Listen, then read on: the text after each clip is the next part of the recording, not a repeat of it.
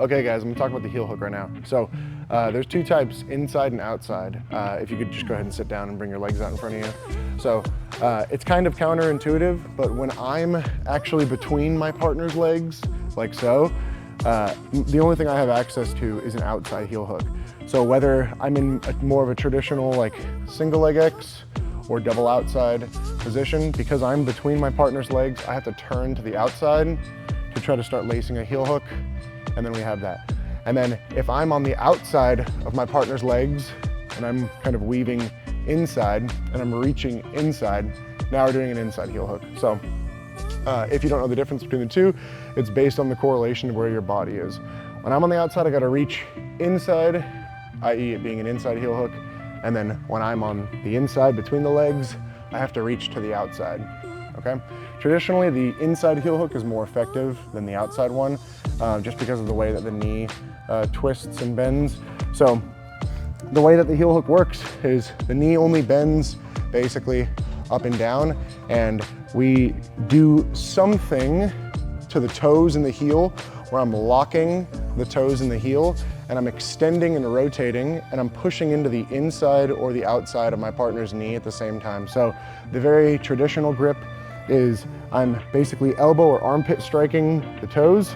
I'm catching the heel with any variation of grip. And then to finish it, I want to try to turn so that the center of my hips touches one of the sides of my partner's knee. Because we're doing an outside heel hook right now, I would need to put my hips centered on the inside of my partner's knee. And then once I make my connection, I want to like lean onto my head and my shoulder as I start to lift my hips up off the mat, and I start to straighten my body. As I dig off my heels, I hip in and I drive my knees forward. And if you can see his foot moving away from me, that's what I want to happen, except I have his toes and heel caught. So now I'm not allowing rotation to happen as I basically hip into the side of the knee. And again, the knee bends just like an arm, it only bends in one direction. So we're pushing on the side of it as we connect our hands. And then I'm gonna slowly go for this finish now, and then we get the tap on that. So whether I'm doing an inside or an outside heel hook is kind of irrelevant when you're talking about the finish. All the mechanics are the exact same. For grips, traditionally, I saw a lot of people doing like, they catch the heel like down by like the crook of the forearm meat and the elbow, but people would slip heel hooks all the time. It would allow people to do the whole like rotating escape very easily. And then I started doing where I would take my thumb and I do a little thumbs up and I would drag it until it kind of like stops at the heel. And then I would connect the gable grip, and then I'd try to push on their calf and their forearm, or my forearm, and I'd try to like karate chop the outside of their leg and their calf here as I put my thumb up at the same time. And I liked this, and I used this for a while. And then I saw some people like Carl Pravik, and a lot of the good guys out there, because people were slipping heels so easily, they would grab the actual heel itself and they would do a butterfly grip where they would just wrap and then they would go for their finish. I know people like Craig Jones and Mikey Musumeci, I've seen them do a lot of like reverse grips. Traditionally, it's I catch the toes and then my right hand does the striking of the heel, and then I would see them do the opposite where they would use the other hand to strike the heel, and then again they would use some type of butterfly grip. And again, I don't want to think about pulling backwards and rotating. I actually want to put my forehead and my shoulder down and then start hipping in to the side of the leg like that. So regardless of what grip variant you use, the mechanic of the finish is always the same. I'm always catching the toes, I'm always catching the heel in opposite directions, and then I'm putting pressure on either the inside or the outside of my partner's knee, not the top or bottom. So it's almost like I'm holding the leg up straight, and as I twist the foot in one direction, the knee gets pushed in the other direction. Those are the traditional mechanics. As I said, the inside heel hook is more effective at actually breaking. So traditionally, I usually do not go for too many outside heel hooks. But when I do, it's because what'll happen is I'll go for like a traditional straight ankle lock, and like everyone else that does defenses for straight ankle locks is they'll flex their foot and they'll try to put the boot on, and they'll try to bring their toes back towards their face. So as I go for this ankle lock and he puts the boot on and starts flexing, the second I feel the flex, I'll release the ankle lock and I'll catch whatever variation of grip, and then I'll start looking for my heel hooks from there. And vice versa too.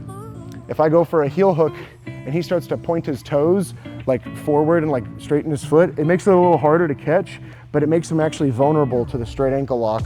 So you can kind of play a battle between the two. And usually I only play that battle when I'm on the inside reaching for outside heel hooks and straight ankles. It's like the defense to one allows me to do the other one. And you can kind of play back and forth, and I've caught quite a few of those. On the inside heel hook though, I really, once I make my initial connection and my leg positioning on this, I really like to just focus on the heel hook and the knee bar. I won't really ever turn this into a straight ankle. But defensively, usually the secondary leg is coming in and crossing, and then you can start looking for things between the feet where you do stuff like Texas cloverleafs.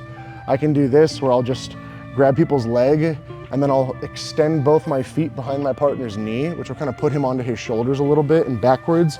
And as that happens, I'll turn, and then you can start digging for knee bars.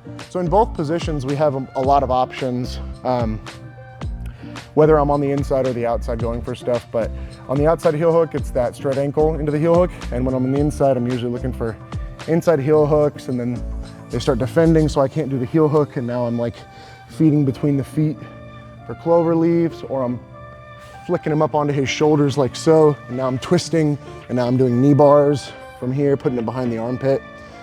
So each position, if you get 2 or 3 good attacks from, the heel hooks become a lot easier, because then you have an answer to all the defenses, and you have a good answer to every reaction that you're gonna find through all these positions. So again, now that I'm on the inside heel hook, it doesn't matter which grip I use. You just gotta find your preference on your finishing mechanic on it, whether it's being butterfly grips, reverse grips, gable grips, that traditional more elbow one. And then again, I would be trying to put my elbow, my shoulder, my head down on the mat, and then I'm hipping into the side of the knee to get that good finishing breaking mechanic.